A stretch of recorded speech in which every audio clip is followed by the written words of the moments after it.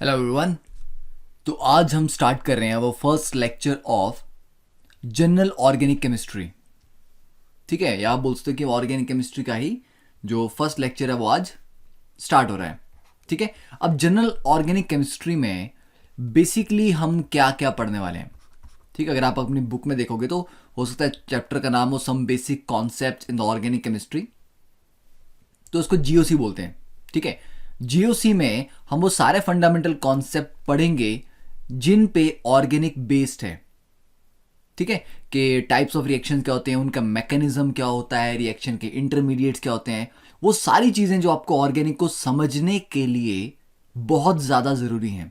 अगर आपको जीओसी का अच्छा नॉलेज नहीं है तो आपको कंप्लीट ऑर्गेनिक केमिस्ट्री नहीं आ सकती।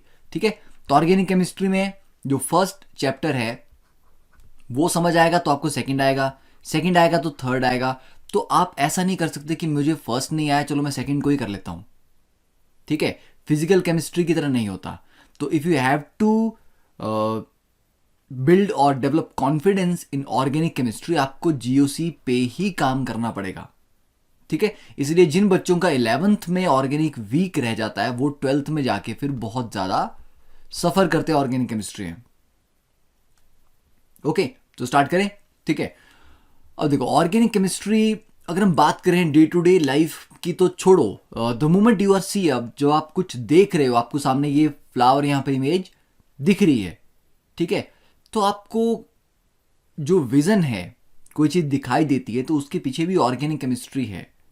ठीक है, तो अगर इसकी बात करें देखो तो this is the compound cis retinal that absorbs light when we see. तो इस कंपाउंड की वजह से हम देख पाते हैं। ठीक है, तो अपने आप में जब आप कुछ देख रहे हो तो ऑलरेडी आपके दिमाग में, आपके ब्रेन के अंदर ऑर्गेनिक केमिस्ट्री काम कर रही है। ठीक है, जो आप खा रहे हो खाना, food, it is basically all organic compounds, different different type के मॉलिक्यूल्स हैं, प्रोटीन्स हैं, कार्बोहाइड्रेट्स हैं जो आपको बॉडी में एनर्जी देंगे जाके। ठीक है, कंबशन प्रोसेस के बाद फिर फूड के अलावा अगर हम बात करें, जब आप कोई चीज़ लिफ्ट करते हो, ठीक है, मान लो आपने एक बुक उठाई, तो उस टाइम आपके जो मसल्स हैं वो कुछ काम कर रहे हैं।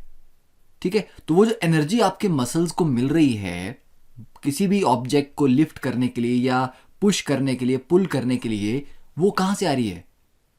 जो फूड आपको एनर्जी दे रहा है वो सारा बेसिकली ऑर्गेनिक केमिस्ट्री हो रही है वहाँ पे। ठीक है, फिर आपके जो ब्रेन का हैंड्स के साथ कोऑर्डिनेशन से, सामने से बहुत स्पीड पे एक बॉल आ रही है जो आपको कैच करनी है क्रिकेट में, तो आपको कैसे पता लगेगा कि किस टाइम मुझे अपना हाथ किस पोजीशन पे लेके जाना है? तो वो ब्रेन और हैंड्स का कोऑर्डिनेशन है। ठीक है, तो ब्रेन में कुछ सिग्नल जनरेट होते हैं जो सारे आपके बॉडी मूवमेंट्स को क्या करते हैं, कोऑर्डिनेट करते हैं। ठीक है, तो this is serotonin, human neurotransmitter, जो ब्रेन में सिग्नल्स को ट्रांसमिट करने के लिए रिस्पॉन्सिबल एक कंपाउंड है। ठीक है, तो बेसिकली ऑर्गेनिक केमिस्ट्री सब जगह है, डे टू डे लाइफ में छोड़ो, सबसे ज्यादा हमारी बॉडी में यूज हो रही है। आप कुछ देख रहे हो, कुछ कर रहे हो, that is all possible because of the organic chemistry. तो organic chemistry is the chemistry of compound that contain carbon. ठीक है, तो हम कार्बन के कंपाउंड्स के बारे में पढ़ाई करेंगे। अब नेक्स्ट देखो, अब organic chemistry it literally creates itself as it grows. ठीक है, क्योंकि आप एक मॉलिक्यूल से दूसरा, दूसरे से तीसरा, धीरे धीरे हम बहुत ज़्यादा सिंथेटिक मॉलिक्यूल्स बना पा रहे हैं लैब में। तो जैसे जैसे आपको नॉलेज आपका बढ़ता जाता है, आपके पास जो ऑर्गेनिक केमिस्ट्री के कंपाउंड्स हैं उनकी कलेक्शन बढ़ती जाती है। ठीक है, एक से आगे दूसरा, उससे और बेटर चीज़ें हम बना पा रहे हैं। तो creation of new molecules has given us new materials. तो नए नए मॉलिक्यूल जो हम क्रिएट कर पा रहे हैं उससे हमें नए मटेरियल्स मिल रहे हैं। ठीक है, जैसे इम्प्रूव क्वालिटी का प्लास्टिक हो गया, जो आज से 10 साल पहले जो प्लास्टिक था उसके क्वालिटी में और आज जो प्लास्टिक अवेलेबल है उनकी क्वालिटी में काफ़ी डिफरेंस होगा। ठीक है, हम किसी चीज़ को कलर करना हो तो डाइज होती हैं कपड़ों को कलर करने के लिए, तो नई डाइज मिल रही, नए कलर्स मिल रहे हैं। ठीक है, परफ्यूमरी में रिसर्च हो रही है तो नए नए फ्रेगरेंसेस मिल रही हैं। ठीक है, हमारे डिजीज़ को क्योर करने के लिए, ठीक है, नए नए ड्रग्स बनाए जा रहे हैं, एक से एक एडवांस ड्रग्स बनाए जा रहे हैं। ठीक है, for example this is एमॉक्सिलिन antibiotic. तो ये क्यों बना पाए? Because of particular knowledge in the organic chemistry. तो अगर आप ऑर्गेनिक केमिस्ट्री का अच्छा नॉलेज रखते हैं then you have quite lot opportunities in industry में काम करने के आपके पास काफ़ी अपॉर्चुनिटीज रहेंगी, ठीक है, क्योंकि आपको फार्मास्यूटिकल्स में काम करना है, किसी बड़ी परफ्यूम मेकिंग कंपनी में काम करना है, बहुत सारी जगह जगह ऑर्गेनिक केमिस्ट्री की डिमांड होती है, ठीक है। Next, this is the drug AZT that treats HIV, ठीक है, एड्स को ट्रीट करता है HIV एड्स। अब अगर हम इन स्ट्रक्चर्स को केयरफुली ऑब्जर्व कर रहे हैं तो क्या दिख रहा है आपको यार, ये भी कार्बन है, यहाँ भी कार्बन है, यहाँ भी कार्बन है, ये कार्बन कार्बन कनेक्टेड है, बीच में हाँ नाइट्रोजन भी है, ठीक है। फिर आगे ये कार्बन है, यहाँ पर ये एटम कार्बन है, ये नाइट्रोजन है, ये कार्बन है, ये सल्फर है। तो मेजॉरिटी में कार्बन है, पर कार्बन के अलावा और एटम भी हैं, जैसे ऑक्सीजन है, नाइट्रोजन है, सल्फर है, ठीक है, और हाइड्रोजन तो बाय डिफॉल्ट होगा ही बॉन्डिंग में, ओके। तो अगर हमें अब समराइज करना हो कि what are the common features of these organic compounds, तो पहली बात होगी all organic compounds contain carbon atoms and most contain hydrogen atoms. तो जितने भी ऑर्गेनिक कंपाउंड में कार्बन एटम तो हैं, ठीक है, और मोस्टली में हाइड्रोजन भी होगा। फिर all the carbon atoms have 4 bonds, क्योंकि कार्बन टेट्रावैलेंट है तो कार्बन 4 बॉन्ड बनाता है। अब चारों बॉन्ड सिंगल हो या 2 सिंगल 1 डबल या 1 सिंगल और 1 ट्रिपल, ये अलग अलग वेरिएशंस हो सकती हैं, पर कार्बन को अल्टीमेटली 4 बॉन्ड तो बनाने हैं। और फिर अदर एलिमेंट्स, उनको बोलते हैं हिट्रो एटम।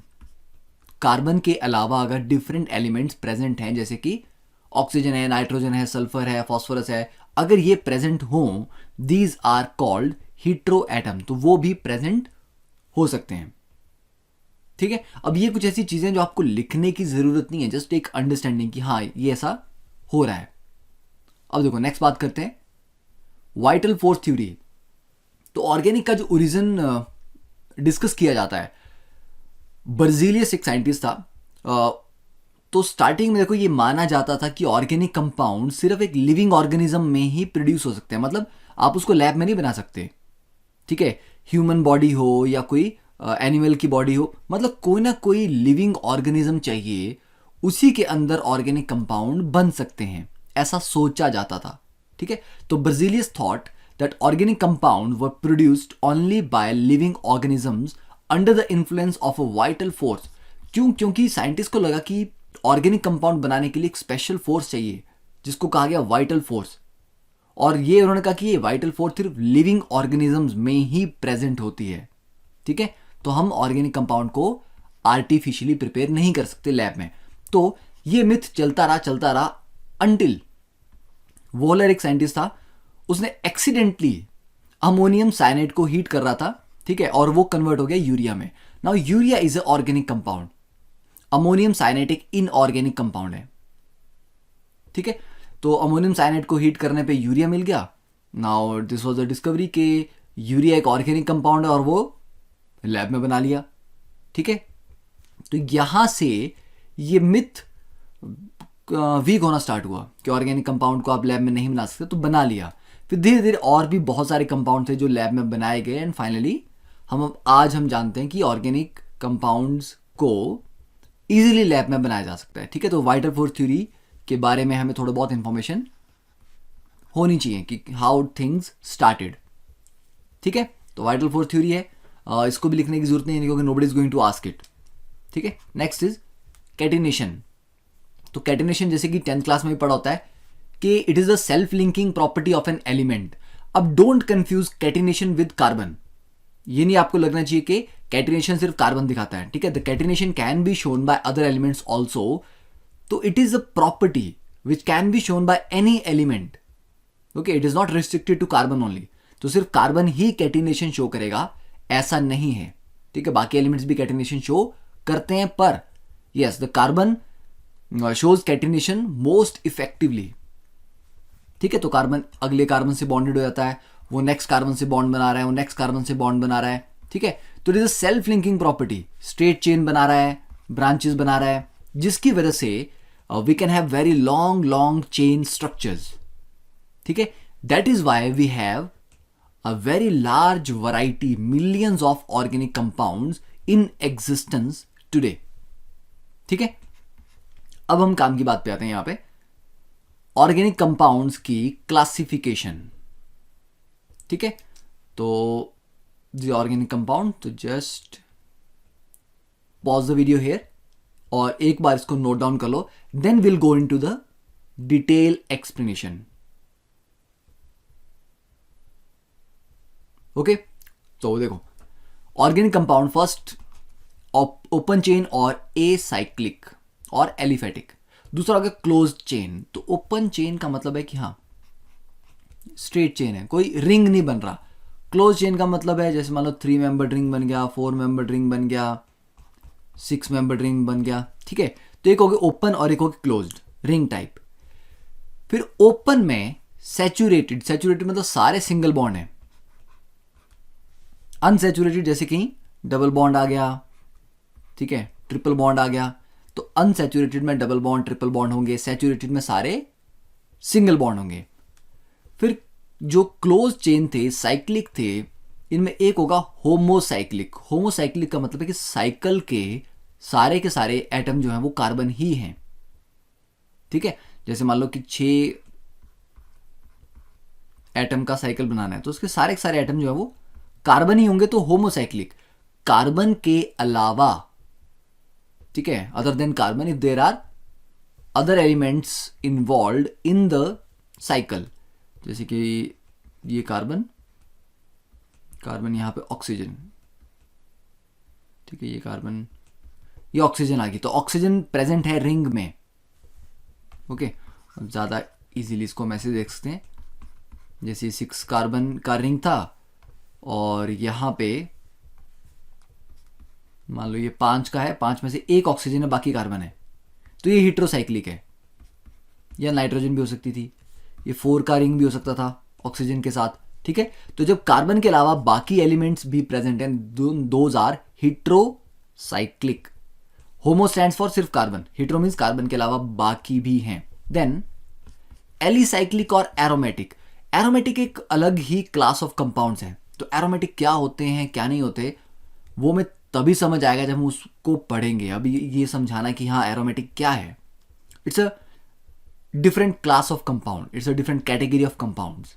ठीक है, तो जो एरोमेटिक नहीं है वो एलिसाइक्लिक हैं. और एरोमेटिक का सबसे कॉमन एग्जांपल क्या है? बेंजीन. तो बेंजीन तो आपने पढ़ा होगा, देखा तो होगा एटलीस्ट, ठीक है, बुक्स में. तो ये है बेंजीन. तो सबसे सिंपल एरोमेटिक कंपाउंड है. तो जो बेंजीन जैसे कंपाउंड्स है ना वो सारे एरोमेटिक होते हैं. तो जो एरोमेटिक नहीं है दोज आर एलिसाइक्लिक कंपाउंड्स. ठीक है, फिर हेटेरोसाइक्लिक में भी वही, कुछ एरोमेटिक होंगे कुछ एलिसाइक्लिक होंगे. अब एरोमेटिक में कुछ होते हैं बेंजीनोइड, जो बेंजीन जैसे होते हैं. ठीक है, कि बेंजीन के डेरिवेटिव हैं, कि ये बेंजीन हो गया, इसके ऊपर आपने मान लो CH3 लगा दिया, या मान लो आपने बेंजीन जैसे 2 रिंग जोड़ दिए तो नेफ्थलीन बन गया. तो जो बेंजीन से डिराइव हुए हैं वो बेंजीनोइड, और जो बेंजीन जैसे नहीं है दे आर नॉन बेंजीनोइड. ठीक है, ये बेंजीन नहीं, ये पिरिडीन है, इसमें एक नाइट्रोजन आ गया, हेटेरो एटम है. ठीक है, पर ये चलो हम होमो एटम वाला ही कर रहे हैं यहां पे. तो होमो एटम में we can have something like this, something like this. ठीक, वैरायटी है. तो ये बेंजीन जैसे नहीं दिख रहे ना ये स्ट्रक्चर्स. ठीक है, तो जरूरी नहीं कि एरोमेटिक कंपाउंड को बेंजीन जैसा ही होना है. ठीक है, ये तो चलो मैंने आयंस ड्रॉ किए, और भी मॉलिक्यूल्स हैं, न्यूट्रल मॉलिक्यूल्स भी हैं which are not like benzene. Okay, तो ये क्लासिफिकेशन भी बहुत हार्ड एंड फास्ट नहीं कि आपको अभी के अभी समझ आना चाहिए.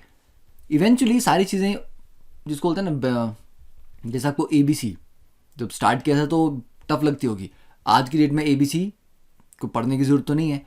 तो ऑर्गेनिक केमिस्ट्री की ABC है, ये ऑटोमेटिकली आपको आ ही जाएगी. ठीक है, हाँ, जस्ट टर्म्स पता होनी चाहिए कि हाँ ऐसी टर्म्स सुनी है, दैट्स ऑल. ठीक है,